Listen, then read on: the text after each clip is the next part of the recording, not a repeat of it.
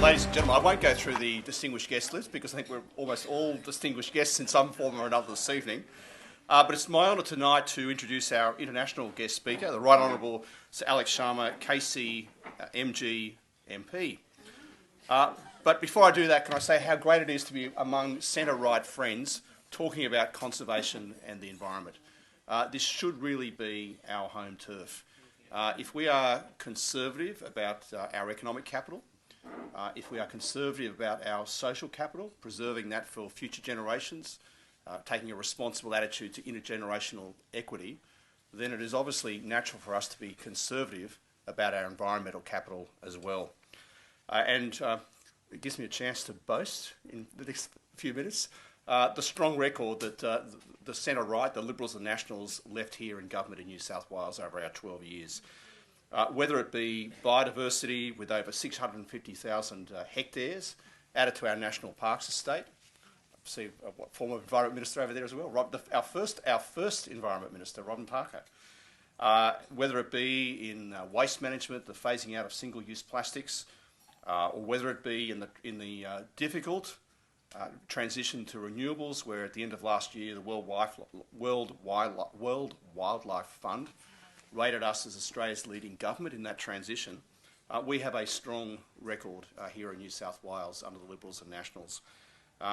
Here where we are now, our government supported Taronga Zoo with multiple investments, including $37 million towards a new $77 million wildlife hospital that will operate both here and in Western Plains Zoo from next year.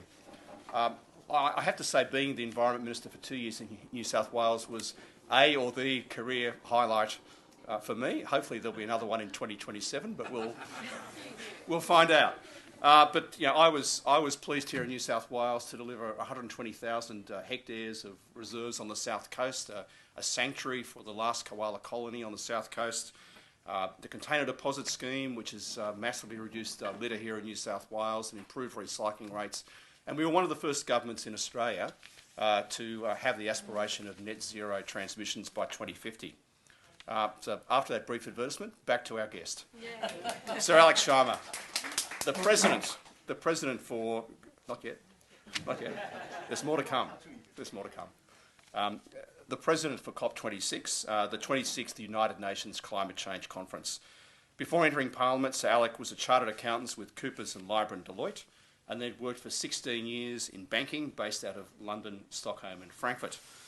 In 2010, elected as the Conservative MP for Reading West. You pronounce it Reading or Reading? Reading. So Alok served as a member of the Commons Treasury Select Committee, a member of the Commons Science and Technology Select Committee, and a parliamentary private secretary at the Treasury. Between 2012 and 2015, he was a Conservative Party Vice Chairman. 2016, appointed the Prime Minister's Infrastructure Envoy to India. 2016 to 2017, Parliamentary Under Secretary of State at the Foreign and Commonwealth Office. 2018 to 2019, Minister of State for Employment at the Department of Work and Pensions. 2019 to 2020, Secretary of State for International Development. 2020 to 2021, Secretary of State for Business, Energy and Industrial Strategy, and President for COP26 between. 2021, President for COP26, the 26th United Nations Climate Change Conference. So it is an honour. What else has he done? Well, that's exactly right. What else is left? So it is an honour to introduce such an esteemed and a widely experienced guest speaker here tonight in such wonderful surrounds. So Alok has made multiple trips to Australia and forged a strong working relationship between the Coalition for Conservation and the United Kingdom Conservative Caucus. He's been a great supporter of international collaboration, underpinned by his international leadership credentials and experience in international negotiations, which is a topical issue currently, probably always is, as governments at all levels grapple with the challenge of implementing the pathway to net zero emissions and ambitions, especially with both the current geopolitical pressures from the conflict in Ukraine, which directly impacts energy markets, rising interest rates putting pressure on the profitability and investor return on large-scale capital projects.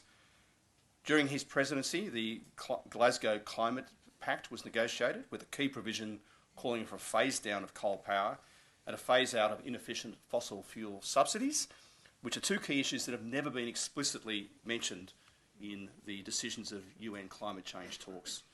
So, despite our common tractors on the tractors on the left and out in the Greens territory, you can see that both here in New South Wales, across Australia, in the UK, and right across the world, centre-right parties have delivered the charge worldwide on environmental conservation and sustainability.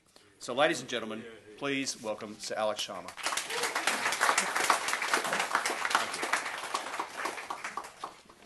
Mark, thank you very much for that kind introduction. You missed out that I was also Housing and Planning Minister.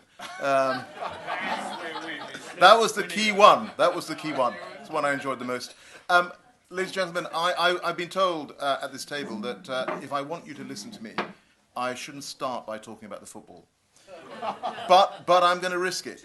I'm going to risk it. I'm going to risk it. Because yesterday evening, the fantastic Christina sent me a text message. And she sent me a tweet, a random tweet. She didn't tweet this out. And the tweet read, "While the English team may win, they face the ultimate defeat, having to return to England."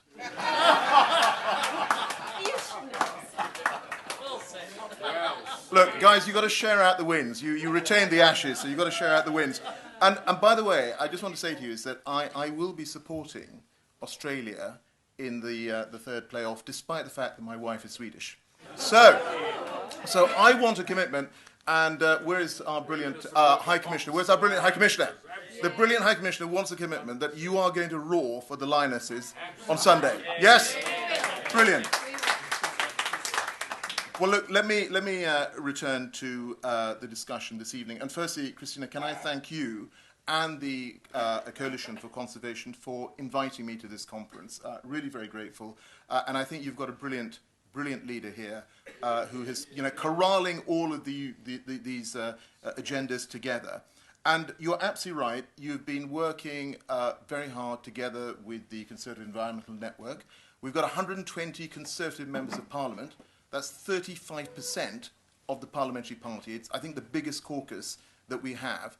And I think it shows that Conservatives care about the environment. They care about climate change. They care about biodiversity, about nature. And what I think would be absolutely wonderful, so this is a little suggestion, and I know that you love a challenge. I wonder whether in coming years the C4C should be looking to organise a even wider conference, not just getting the odd visitors from the UK, but I wonder whether we ought to have parliamentarians from across centre-right parties, across democracies coming together and having this kind of discussion. I personally think that would be extremely useful. But anyway, I'll leave that thought with you. But what I want to touch upon are three topics tonight. The first is what we got over the line at COP26, but also very importantly, why countries signed up to the Glasgow Climate Pact. The second thing I want to talk about is the Conservative case for tackling climate change and championing the environment from my party's perspective in the United Kingdom. And the third thing I want to talk about is to highlight what I believe, at least, is the international and geopolitical leadership opportunity for Australia in this particular area. So I want you to take your minds back, and Mark sort of took you back just now, to November 2021. We were still in the grip of COVID. And you could see the geopolitical tensions rising. I could see that myself, having travelled around for a year and a bit, trying to corral the international community on this particular agenda. And there were huge differences everywhere between governments. And yet, what we managed to do in Glasgow was to get almost 200 countries to put aside all their other differences and to agree to sign what I do believe, and I don't say this sort of in a boastful way, but I do believe what we got them to sign was a historic pact, the Glasgow Climate Pact. And we've already had mentioned the language that we got on coal.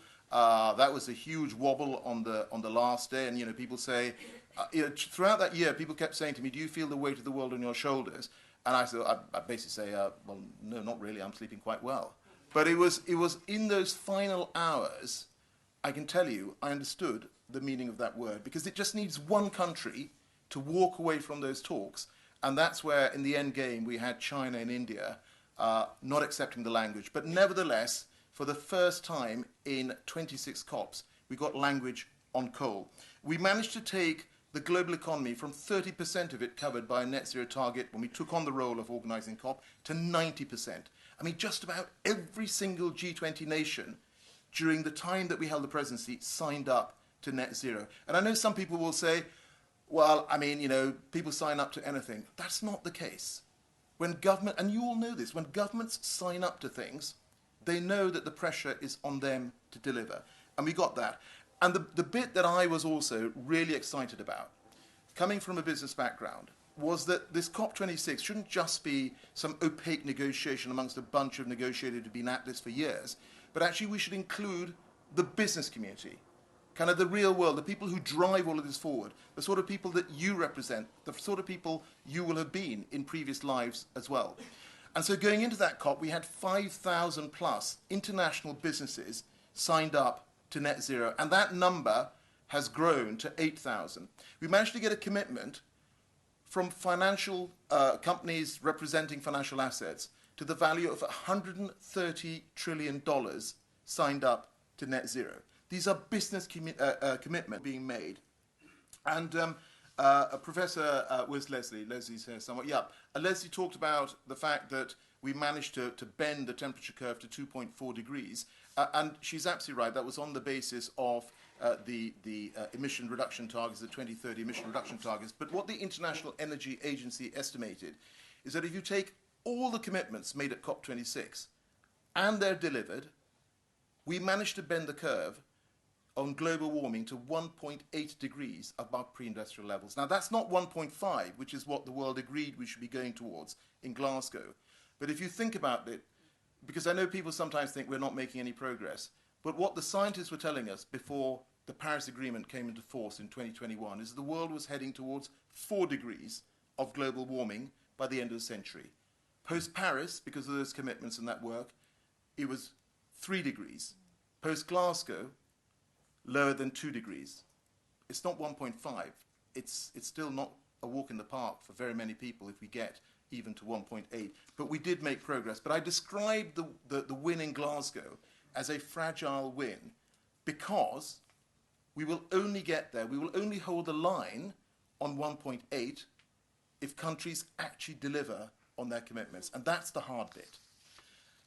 So why did countries sign up to the Glasgow Climate Pact? I mean, frankly, from my perspective, I traveled to 54 countries, many of them twice, some of them 3 or 4 times, trying to build that international coalition.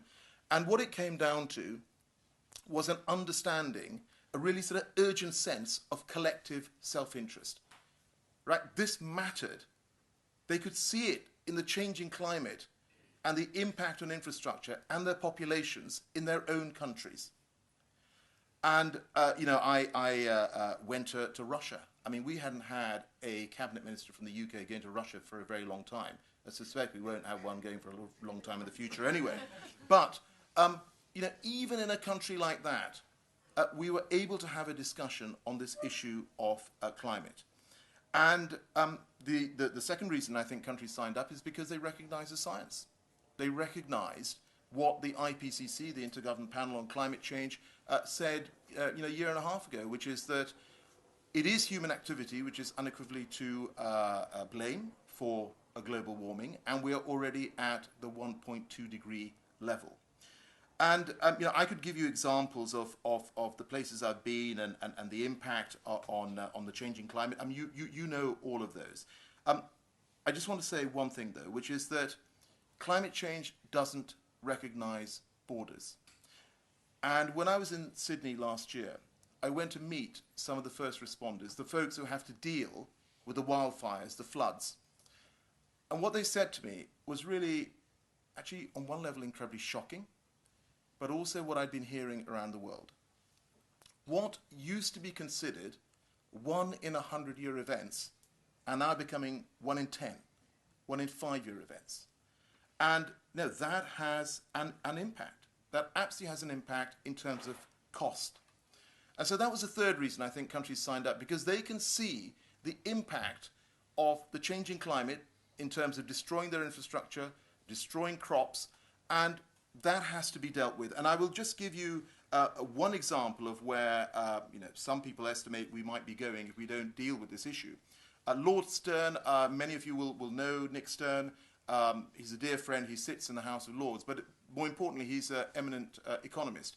And in 2006, he produced the Stern Review.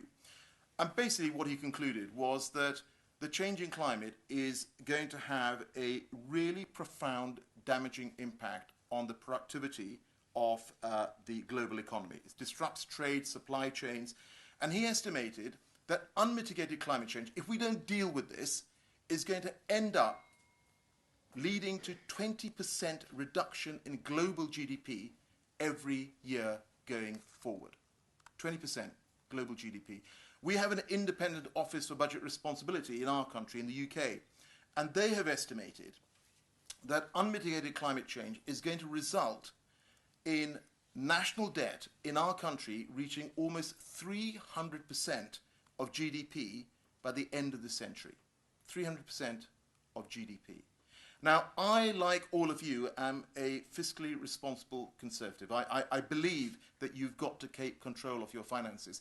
And there is absolutely no way, friends, that I want to leave my children and their children in hock to that level of unsustainable debt. I mean, as conservatives, we should just not be countenancing anything like that at all. And, I mean, just have a look what is going on here in Australia. When I met these first responders, they were telling me that there are now businesses and homes that cannot get insurance. It's not just here, it's in California, it's in the UK, it's literally across the world. And I was pretty shocked. There was a report that came out, which someone showed me last year from the Australian Climate Council, which basically said that by 2030, 1 in 25 of your homes are not going to be insurable. And what that means then is the government is going to have to step in and fund that insurance. And that just adds to the debt going forward. So, if anyone is in any doubt, I can absolutely unequivocally tell you that the cost of inaction on climate change is way, way greater than actually taking action early and now. And then we had reference earlier in some of the speeches to the risks, frankly, that are exacerbated as a result of the changing climate. Water security, food security. I mean, just think what has been happening to food prices around the world. I mean, they've been going through the roof. Commodity prices going through the roof this year because of droughts and because of flooding in key parts of the world. And so that, the whole thing is interconnected. What is going on in one part of the world is absolutely affecting people in the UK because our food prices have been going up. And unfortunately, that is going to continue. Migration risk. I mean, this is a huge, huge issue. Last year, there were 28 million people who were displaced because of conflict. The number of people displaced because of climate was 32 million. More people displaced because of climatic events than all the wars and conflicts that we've got constantly going on in different parts of our globe. And right now, we are tackling this issue of people coming in small boats across the channel. It's a small boats issue that we are grappling with, and it's tens of thousands of people a year. Can you imagine what will happen to countries like mine, to countries like yours, where your neighbours here in the Pacific find, because of sea level rises, they can no longer have a place to call home? Where are they going to go? People are going to be on the move. And that is also going to have a profound impact. And then the final bit of this is physical security. Now, there are terrorist groups like ISIS, Al-Shabaab, which exploit the fact that resources are getting scarcer. And they use that as a recruiting tool. And that has an impact on security in our own countries. So all of these risks are exacerbated because of the changing climate. But actually, there is a positive element to all of this, which you all know, which is that if we deal with this now, we can actually also use this as the biggest growth opportunity ever. And businesses recognize this. You know, during this trip, I've had the opportunity to meet some Australian businesses, and you know, they're telling me that, you know, the race to net zero is something they absolutely believe in. And you can see what governments are doing. We've got the Inflation Reduction Act in the US, $370 billion being used to pump prime private sector investment into the US. Now, people have said, well, this is somehow unfair. I say, folks, get real. Get real. This is what's happening.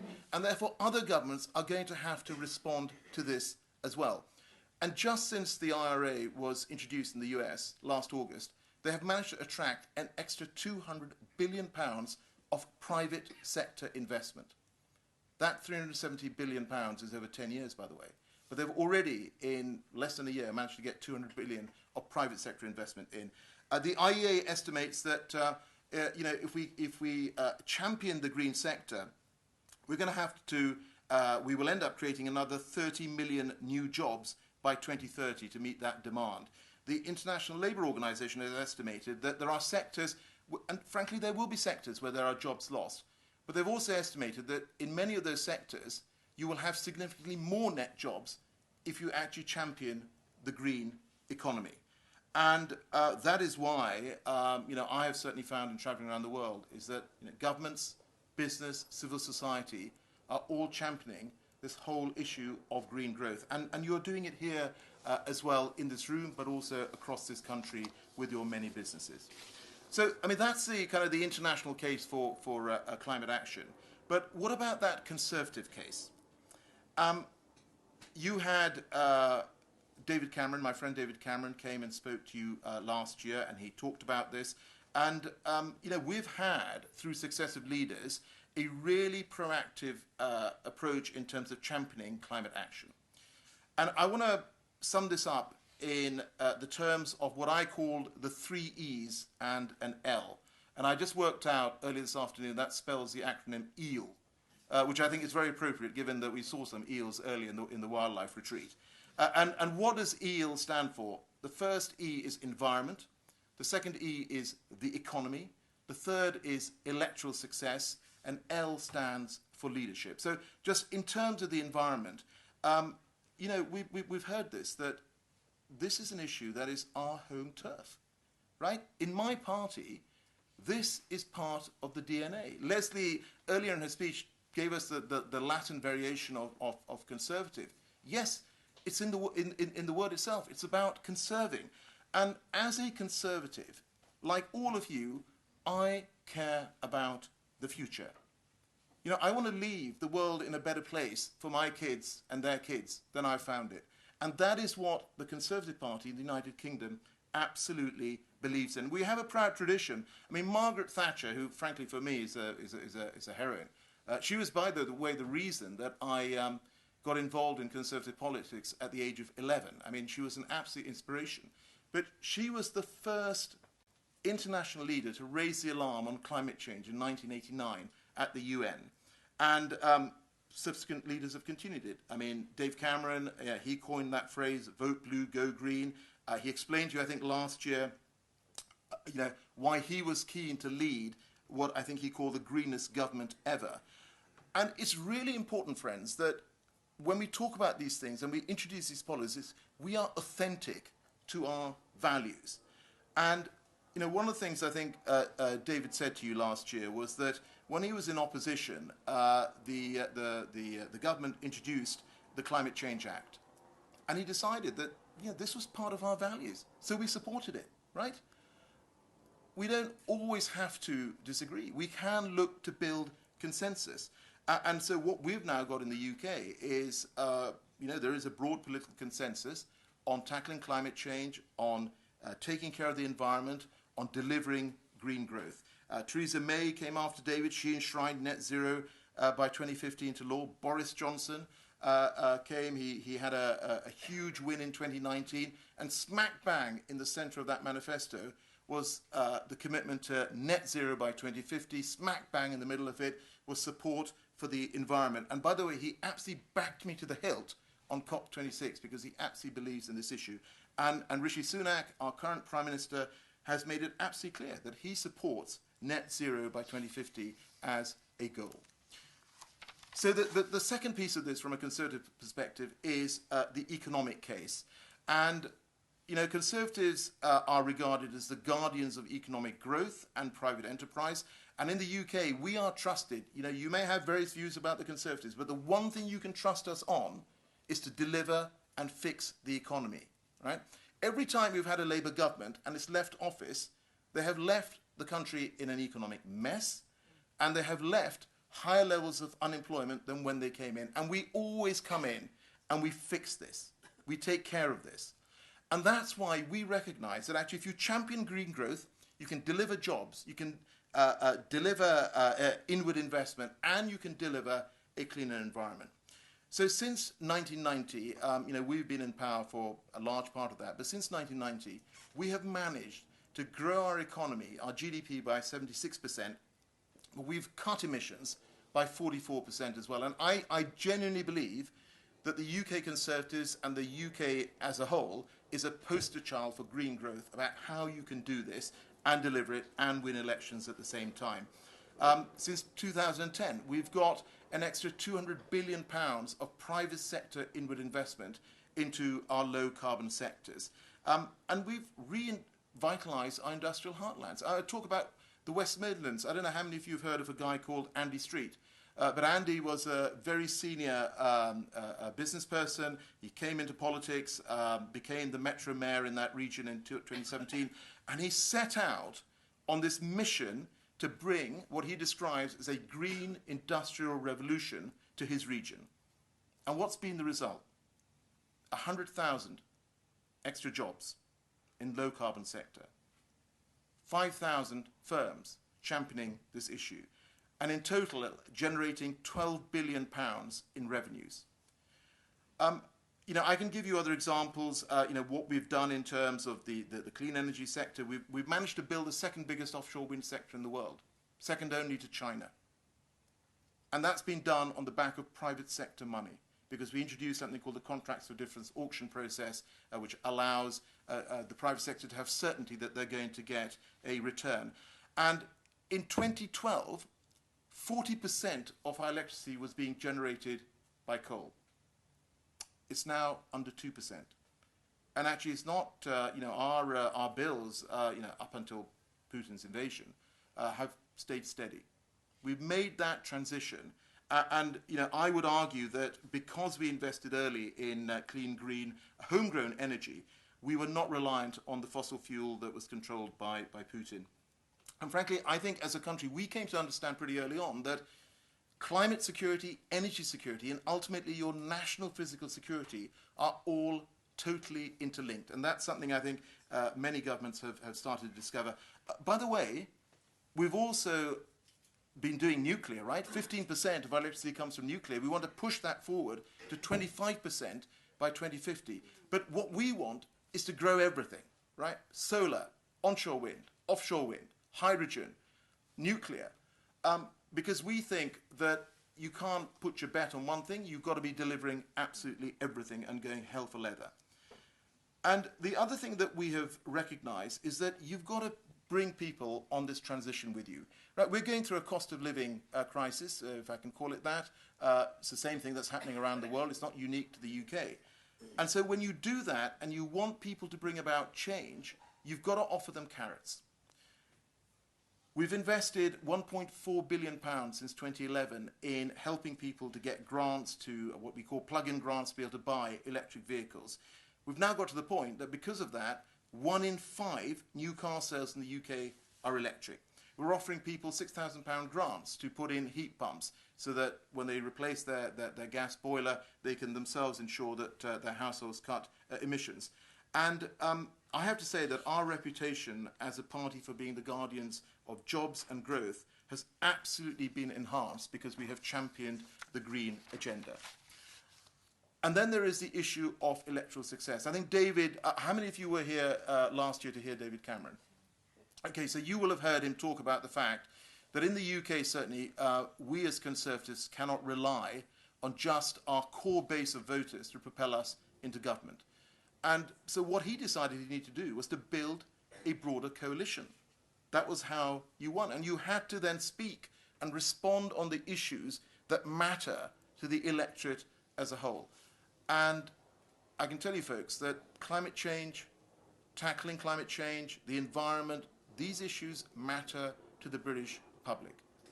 And that's actually across the political spectrum. Right? Right now, we have this cost of living crisis around the world. But if you look on the polling of the issues that people feel, that the top three issues that they think matter to them and their families, yes, of course, the cost of living is number one. Secondly is the health service, to be able to go and see your doctor and go to the hospital. But third is concern for the environment and on climate change. And there was a very recent government public attitude survey which was done, which said that 7 in 10 people cited the importance of climate change and environment. 7 in 10 felt it was really important for them. And that was ahead of housing, of crime, of immigration, and war. And we have discovered that, if you want to win a general election, you've got to widen the appeal base. But what you also then need to make sure you do is you demonstrate, in this case, your environmental credentials. And frankly, that is what winning Conservative leaders have been doing over the last 13, 14, 15 years. The final thing I want to talk about is leadership.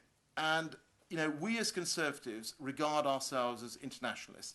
So we understand that there is a huge value in engaging with countries across the globe and using, soft power to pursue common goals. The reason that Boris backed our COP26 presidency is because, he could see the value of that in leading and corralling the world on what we certainly think is one of the defining issues of our times. And I know some people question, they say, well, hang on, guys, you're responsible for 1% of global emissions. Why are you taking the lead? Why are you showing ambition domestically? Why do you leave this to the big emitters? And my response to that is that it is precisely because we have been prepared to be ambitious ourselves, it is precisely because of that we have been able to push and corral the biggest emitters to do more. And they have. They have signed up to do more. And we've got to hold their feet to the fire to make sure that they deliver. COP26, many people will tell you, was one of the biggest diplomatic wins for the UK in decades. That has enormous value, frankly, for us in positioning our country as a global soft power leader. And that is a positioning that I, as a Conservative, and my party are incredibly proud of. And that takes me to the last bit of what I want to say to you today, which is what is the opportunity here for Australia? I know that there will be discussion around COP31. You will all be making up your mind about whether this bid deserves universal political support in the country. Look, every country has to make up its own mind about where they want to go on this stuff. But what I can tell you, having been immersed in the COP presidency work for 3 years, is that this absolutely offers a unique convening power to lead and influence on the global stage. And, we have been on the front line of countering the influence of countries which, frankly, may not wholly share our democratic agenda and values. And you do that if you hold the presidency. And you can pull countries together, on anything that is related to climate. We did a lot of work on a reform of the international financial system. Getting more development finance, getting more private finance into dealing with these issues matters to developing nations. It matters to your Pacific neighbours. And just in terms of geopolitics, remember, friends, Tuvalu has 1 vote. China has 1 vote at the UN. If you're leading as a country on the international stage, and by the way, I can tell you, it is a unique convening power, you will find that you will be able to achieve things that would be very challenging without that mantle of leadership. So what I would say to you is that I think this is a unique opportunity for Australia. You're leaders in the Pacific region, you're members of the G20, and frankly, through a future COP presidency, I think you could be one of those countries which is a material architect of real change for the better in the world. And I want to conclude with the words of my political heroine, Margaret Thatcher. And she said in 1989, and I quote, this was at the UN, she said, "The environmental challenge which confronts the whole world demands an equivalent response from the whole world. Every country will be affected, and no one can opt out." I'm absolutely sure you agree with those words from Margaret Thatcher. Thank you so much for listening to me. Thank you for inviting me. And I look forward to a really good discussion over the next 24 hours. Thank you.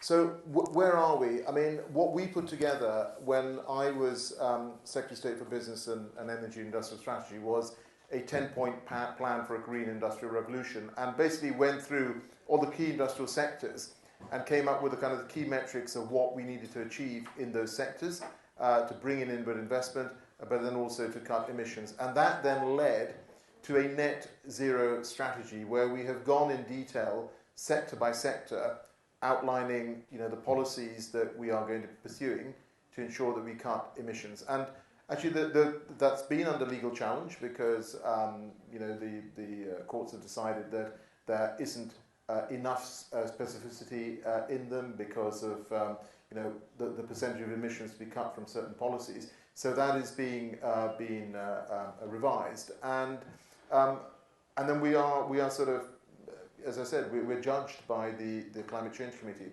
So in terms of specific policies, I mean, and I was talking about electricity, and so we have a plan where we want to push out the amount of offshore wind from 14 gigawatts to 50 gigawatts in the UK. We have a plan to go from 14 gigawatts to 70 gigawatts of solar. So actually doing some of the things that is happening in Australia in terms of rooftop solar as well. And nuclear, right? I mean, we've had a long tradition of nuclear. 15% of the energy that we get comes from nuclear, and we want to push that out to 25% of the electricity mix by 2050. But what I would say on nuclear is that for a long period of time we didn't build new power stations, and so there's a certain amount of playing catch up, and it just takes time. It just takes time to build this stuff, and also to get the investment, particularly if you want private sector investment. We went through a phase where we had some Chinese investment, and the aim now is obviously to divest some of that as well. So I mean, I understand that nuclear is an area that you want to focus on. We're focusing on it, SMRs as well. But just for certainly from our experience, there is an issue of how long it takes to go from gestation to actually output, the costs obviously that are involved, and then in the case of SMRs, of course, is making sure that we develop that technology. Sorry, it's a very long answer. I don't know whether I've answered what the question was. You're a politician. Yes, I'm a politician. So, Alok, no, thanks. One thing I should say about offshore wind in the UK is that there's a few of us here, Policy for Conservation took a delegation of MPs to Glasgow, to COP26, and we've got here Elizabeth Lee, we've got Kevin Hogan, Hosea Larry, who came with us, and Dean Smith, and we all visited Hull, and we were all really quite surprised to see how that, what was a derelict town, an old coal place without any jobs, where all the youth has exited and gone, and what that Siemens Gamesa factory has done attracting jobs. And we went out on an evening, it was pouring with rain, it was probably 5 degrees, and the city was buzzing. It was full of, the pubs were open, there were young people everywhere, and we understood. How many pubs did you visit? We went to 2 or 3 because the nationals like drinking, and there were lots of nats with us. So we had to make them happy after dragging them to talk about climate change. But we were quite successfully convinced that these type of industries do make quite a lot of difference, and a lot of industries in clean technology are making a big difference in the UK. But then comes my other question, which I think a lot of you here would like to know. In Australia, we had a big push for renewables, rightly so. Right now, there is this sort of push back now, especially in the regions by farming communities that probably are a bit upset about what's happening to their landscape and the footprint that it takes to have solar farms, to have wind farms. Is this happening in the UK at all? Because when I travel through Europe, I still see lots of wind farms. But in the UK, has there been any pushback? And I know you already have nuclear, so you do have that base load sitting there and it's increasing. But what are the alternatives? Yeah. Well, I think just going back to this point about Gamesa, of course, if you look at the infrastructure that's required for wind power, you need ports. You also need ports for oil and gas. And so, when that transition takes place, a lot of the infrastructure, can be reused. There are transferable skills as well in these sectors. So there is that sort of to it in terms of the transition. Just in terms of, acceptance by communities. Now, it's quite interesting because what, I've been hearing, Christina, from you and other colleagues is that actually onshore wind is somehow more accepted than offshore wind in Australia. It's a little bit the other way around in the UK. When the UK, there aren't really any sort of big issues in terms of offshore, and we exploit the fact that we have a pretty shallow North Sea shelf, which allows us to put offshore wind on. And as I said, there's no controversy about the fact that we want to push out to 50 gigawatts. Onshore is a bit different, and we had about 14 gigawatts of onshore installed, and then a few years ago a decision was taken that we would allow any project on onshore wind could be stopped by just one objection, right? So what happened? No more onshore. There is an energy bill that's going through our parliament at the moment, and I and other Conservative parliamentarians have put forward an amendment to that where we've said that we should allow onshore wind to go ahead. It shouldn't be just a case of one objection, but it should be the local community deciding. So it's not going to some national inspector, the local community decides. And allied to that, there should be a financial incentive for local communities. Not an incentive for the person next door or the person this other side, but actually for instance, for the local community to get a direct benefit by lower energy bills. And if you look at the polling in the UK on this, you will see, and you ask the question actually to conservative-leaning voters, and some of them will say, if there is no incentive that is coming to my local community, I don't really see why I should be accepting this. But then you layer on the fact and you say, well, if you get a direct benefit from this, would you accept this? Yeah. And the answer, unsurprisingly, is yes. So my sort of, like I said, I don't know the direct experience here in Australia, and every country is different, so there's no sort of direct comparisons. But certainly, I think that overall point about providing the right level of incentive to those who are affected is incredibly important, and that's where governments can, again, sort of pump prime and get development in these areas started. Right, and I guess another question in terms of your knowledge dealing with so many countries that are setting their net zero targets. A few weeks ago, I think Tony Blair came out and said, you're probably aware of this, but he sort of seemed to not change his mind, but he said publicly that he felt that no matter what the UK did to reduce emissions, or it wouldn't really make any difference to climate change unless China, the big polluters, really come to the table and start reducing their emissions.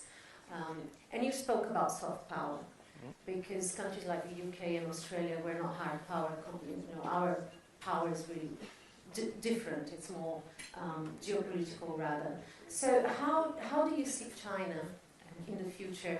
And I know that, for example, we speak to different leaders from China that we visited and talked to, and they want to reduce pollution because that's a health hazard for them, so they have an interest in removing fossil fuel cars from the streets.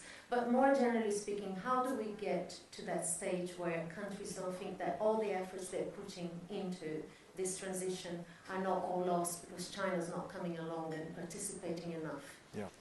Well, I mean, it's a very good point. I mean, China is the biggest polluter. You've then got the US and you've got India. And actually the G20 together compose countries which are responsible for around 80% of global emissions. So, of course, it's important that we get them to act. But I go back to this point about leadership, right? If you show leadership yourself, you are much more likely to be able to persuade somebody else to take action. And I think we need to look at this not just from the point of view of that there is a downside. Of course, there is a cost to net zero, but there's a huge upside, as I think I tried to explain, in terms of the economic opportunity. And you're seeing that here.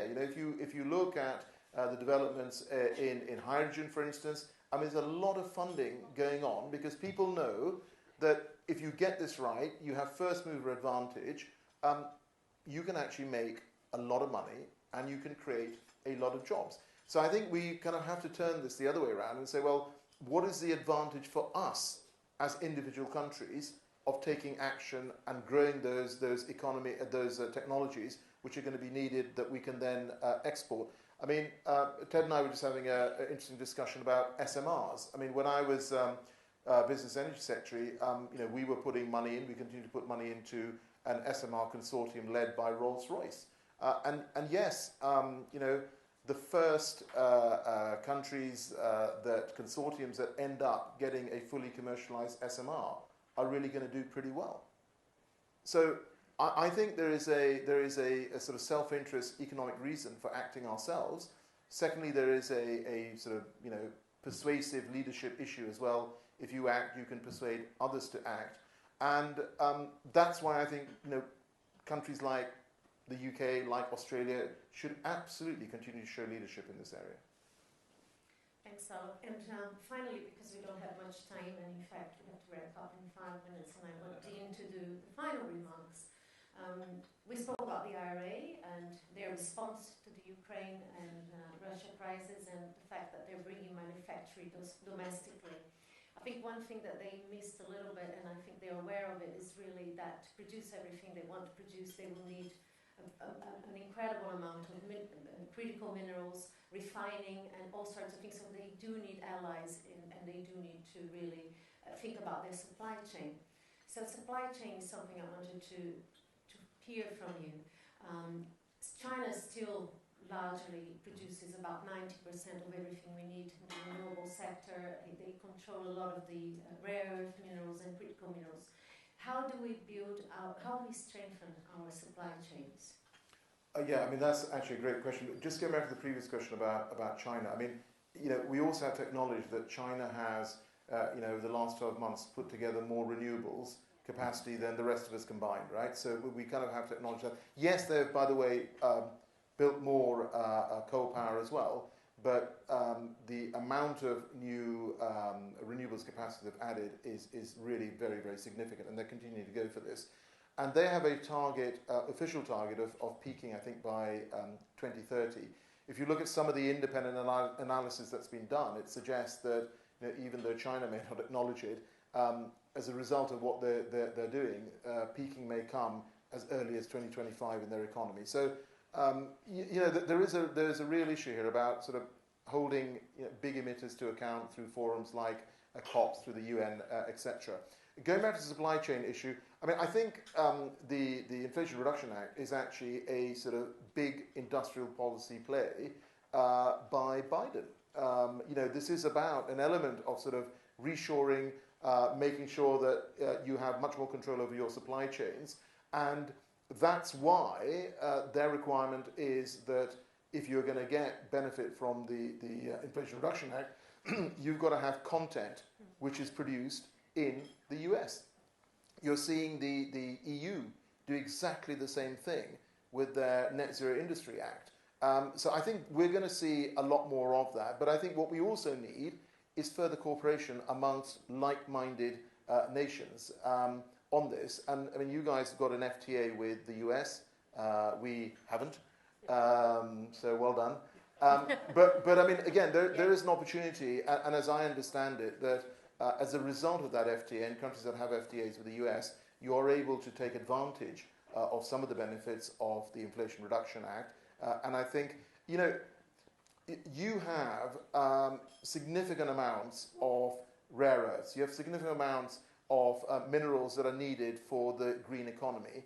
And I think that shift that you do in your economy is going to be really interesting, from being exporters of coal, for instance, to becoming exporters of you know, those minerals and those rare earths that are needed for the net zero economy.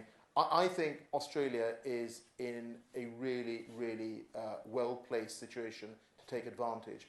You just have to make sure, guys, that you follow through on this.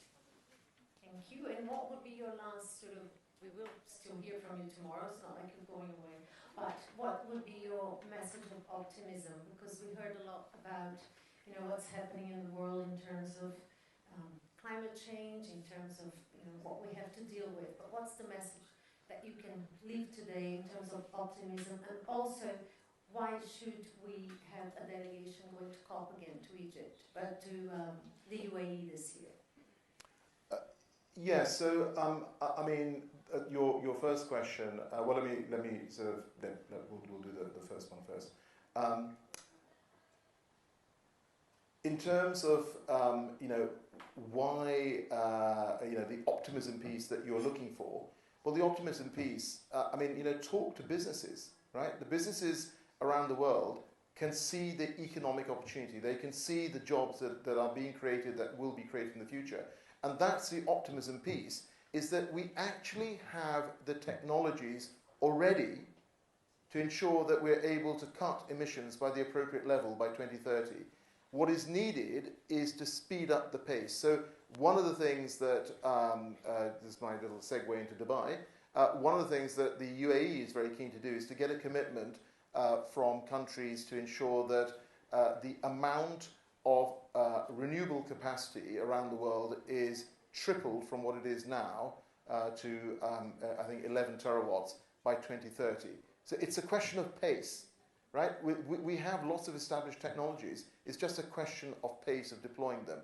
And why I think, you, C4C, should be taking a delegation. Well, I mean, some of you have been last year. You've seen the value of this. And it is a, the COPs, when you're in the negotiation, it is incredibly frustrating. I mean, trust me, this is very frustrating. But what you also have is an opportunity where so many people around the world in different sectors also gather. And, you can have lots and lots of discussions and meetings and, get an enormous amount of information over a very short period of time. So, leaving aside whether you want to support hosting COP31 or not, I just think going to a climate change conference is a really positive thing to do because of the contacts and because of the benefits you will derive, which, again, you can ensure that you use for the benefit of Australia. Thank you. And talking about COP, I'd like to invite Senator Dean Smith, who's a COP champion, COP26 champion, who came to COP with us to do a proper thank you for tonight. And yeah.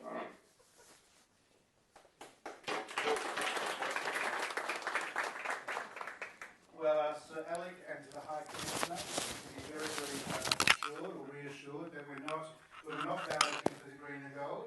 We swing behind the red and white, so we'll absolutely have your back over the next couple of days.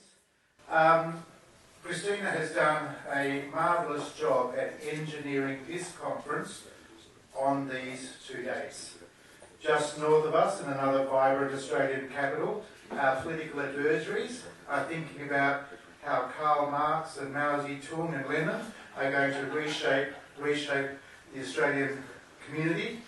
We're gathered here finding inspiration from Adam Smith, Wilfred Freeman, John Stuart Mill and Edmund Burke and others. So it's great to have you joining with us and inspiring us, and it's great to welcome everyone else here. The other important thing that happened overnight, and you would have read about it, the Chief of the Productivity Commission in Australia, who's probably the closest thing we have to a genuinely independent centre-right economic commission or economic agency, called out the demonisation of a number of things in the Australian economy.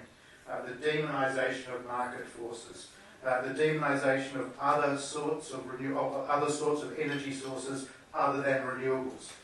And of course, we all know, through the great work that Ted O'Brien and others have been doing, this country is now embarking, slowly, pace is important, but we do have to take people with us, on a genuine discussion about how nuclear fits into our future energy solution.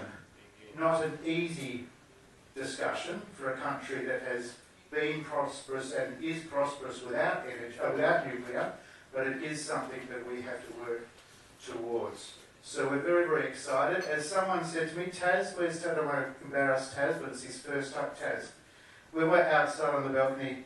Taz said, what we really want to be are actors and not reactors in debates about climate. And when we reflect on Trevor's contribution and your own contribution, it converged on one very, very important realisation. And that is, our job is to protect growth and to protect Australia's living standards. That is not guaranteed. The prosperity that we've enjoyed for a very long time is no longer guaranteed. So in everything that we're talking about today, it is about maintaining high levels of living standards for future Australians. So a very warm welcome to Australia. I have noticed on Twitter that you have been getting around and meeting a few interesting people. We like to think we're the most reliable audience you've seen so far. But a very, very warm and generous welcome. Thank you very much. And of course, Trevor, thank you very, very much for your wise words and your very, very strong commitment to what we're trying to do here today. Thank you.